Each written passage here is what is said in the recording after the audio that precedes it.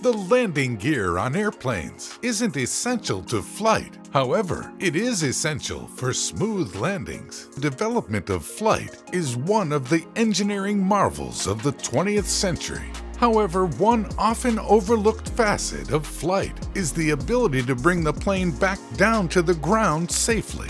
The earliest planes had landing gear that was fixed in place. The retractable landing gear that is now commonplace on aircraft was first developed for Glenn Curtiss's Triad airplane in 1911.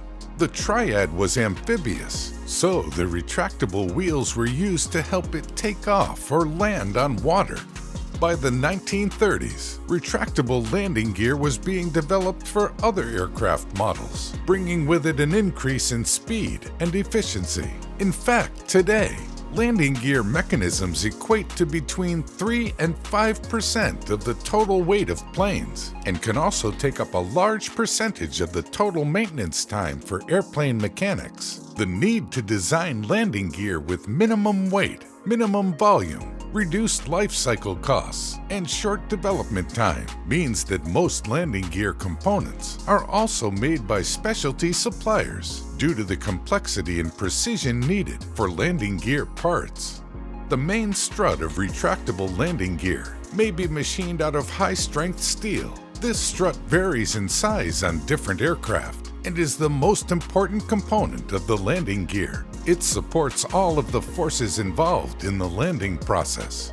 Attached to the main strut are the wheels, which in most airliners also include brakes to help slow the plane down upon landing. On retractable landing gear, the wheel assembly attaches to the main strut, which can be folded into the plane using internal hydraulic motors.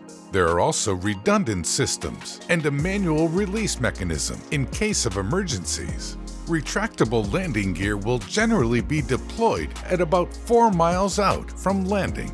The landing gear is a huge source of drag, so pilots avoid deploying too early. But they also need to have enough warning to abort the landing if there is a landing gear malfunction. But how do pilots know if their landing gear has been deployed? Pilots confirm that their landing gear is down and locked from 3 indicator lights that operate from sensors. Some planes also have a type of periscope in the cockpit that allows pilots to look through the bottom of the plane and see if the landing gear is deployed properly. Many smaller planes have static, non-retractable landing gear, where the wheel is rigidly attached to the main strut and stays in place the entire flight. In both cases, the structure of the landing gear and the wheel itself are both made to withstand the significant shock forces from the landing process. Often, oleo strut, which is a pneumatic air oil hydraulic shock absorber, is used to take the impact. Smaller planes may have solid shock absorbers. However, there are more landing gear types than just static and retractable wheel designs. There are also skis, monowheels, detachable wheels, floats, and more.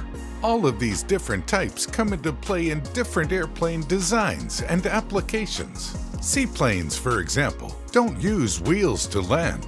Rather, they use buoyant skids or floats that allow the plane to glide over the water's surface and eventually come to a rest.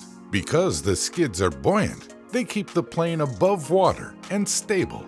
Some smaller aircraft will also use skis or skids on land. Planes that use this design will mainly be smaller aircraft that land on slippery surfaces, such as snow or ice, gliders, or planes that don't have engines and rather just glide through the air. Some glider designs use a monowheel to land. This is simply a singular wheel mounted on the underside of the aircraft that the plane can touch down on. This works because the craft is so light and normally lands on grassy surfaces, rendering the landing process far smoother than other larger aircraft. One interesting note about wheeled landing gear is that they can't just be filled with any kind of air. Rather, in most cases, they are filled with pure nitrogen in order to mitigate any risk of them exploding and catching fire on landing. However, while filling the tires with nitrogen does help keep them from catching fire, if tires pop, a plane won't come down safely. Occasionally, landing gear tires do pop due to the forces from landing, and when this happens, the pilots have to fight to bring the plane to a stop. Many pilots have been able to do this safely, but there have unfortunately been deadly accidents due to the failure of landing gear in the past. Landing gear designs are diverse, but one thing connects each different type: the need to land aircraft safely and ensure that the future of air travel is bright.